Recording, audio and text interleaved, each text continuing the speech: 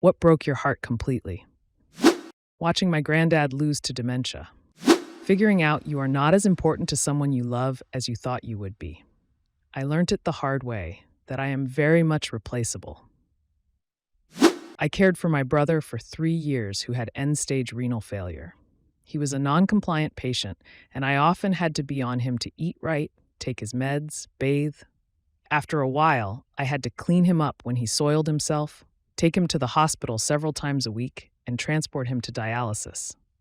In the end, I had to lift him from the floor when he fell, which was often. One day while lifting him, I heard a pop and immediately felt excruciating pain. I had developed a microfracture in my hip from overexertion. The next time he fell, I implored EMS to help him. I had no choice. When I visited, he begged me to bring him home, but I couldn't.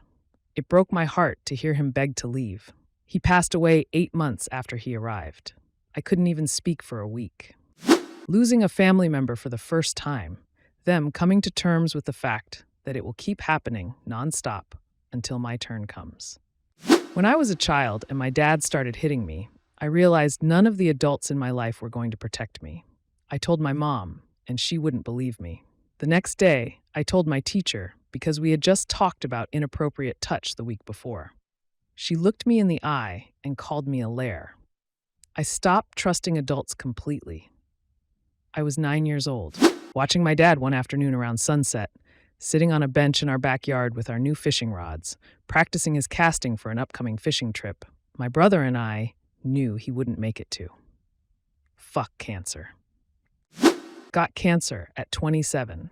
1 year in, I discovered my husband I met when I was 14 and had 2 sons with, had a full-blown relationship with one of my best girlfriends, and that had been going on for a year. While she pretended to be my close friend during the worst time of my life so she could attend my children's birthdays, getting closer to my husband and so on. Still recovering 9 years later. When my daughter died, I've never recovered.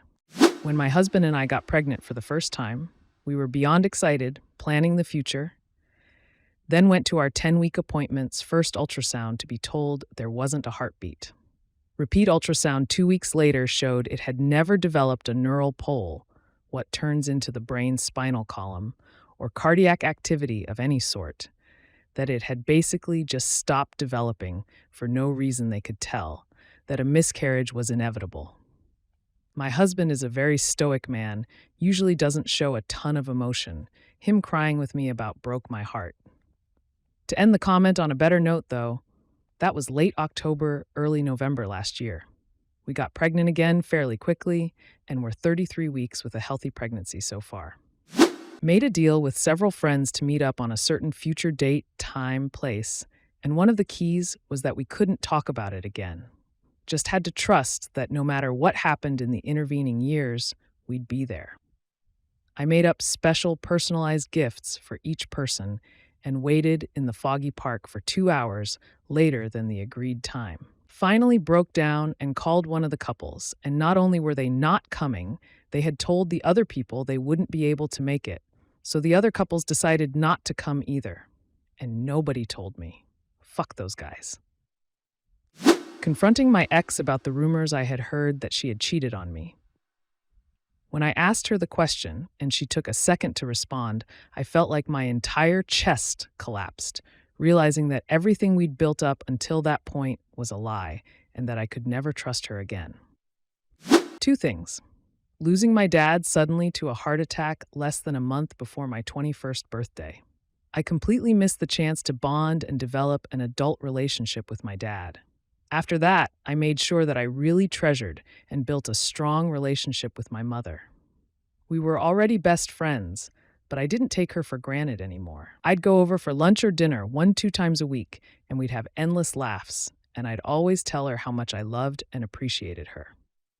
2 months out from my 29th birthday, my mom suddenly died. A stroke. This hit me hard. To lose my main pillar of strength in my life was an emotional blow I still haven't recovered from. Since then, I've inherited and managed to buy my own place, a wonderful advantage at 31. But inside, I have never felt more hollow. If it weren't for my wonderful fiancé, I would honestly question the point in going on. She is the kindest person I know and is a big part of my motivation for continuing and excelling in life.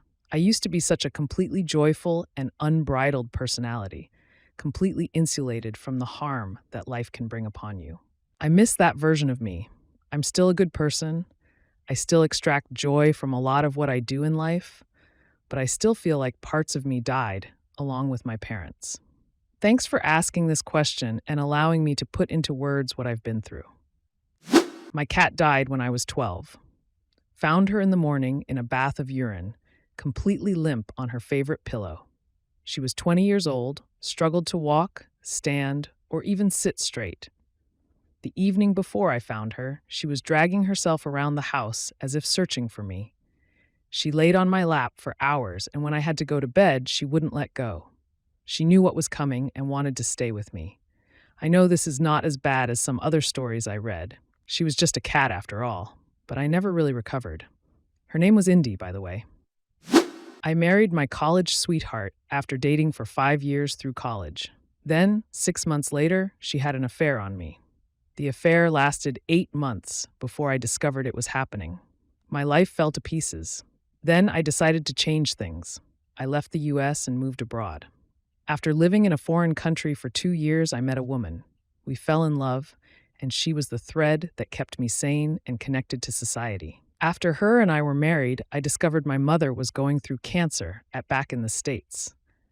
It was also during COVID, which meant traveling was near impossible. Not to mention that I was unable to afford being able to travel. I could not afford to leave my wife behind and quit my job. Then, the next summer, I discovered my wife was having an affair with a businessman in Singapore. This crushed me to a point where I don't like to be around people. Currently, my life is good. I spent some very difficult alone time hiking 3,500 kilometers through mountains along the east coast of the US. In that alone time, I learned more about myself than I've ever known. I also dealt with my demons. I'm still very much an introvert and prefer being alone, but I have a good wife now. She's incredibly talented. She deserves to have a man who is not broken and loves her unconditionally. I'm not that man yet, but I'm doing everything I can to become that man. The biggest lesson I learned is the things that make life difficult are stepping stones that lead to other opportunities. I've also picked up a mantra that I say to myself during good times and bad times. Everything is as it should be. Realizing my dad actually is the father and more that I grew up begging to have, I just wasn't worth the time and effort. But his girlfriend's kids and grandkids are. They've gotten a lifetime of someone that unconditionally loves them, helps them, travels to see them, calls them regularly, has in jokes with them, makes them laugh, buys them gifts that they've wanted because he knows who they are and the things they like, tells them stories, and lets them in and learn about who he is. Meanwhile, I've begged for him to let me be a part of his life since I was 4. Only just clicked this year. He's got everything and everyone he needs without me. I'm just an obligation and the only one that's fighting to have a relationship.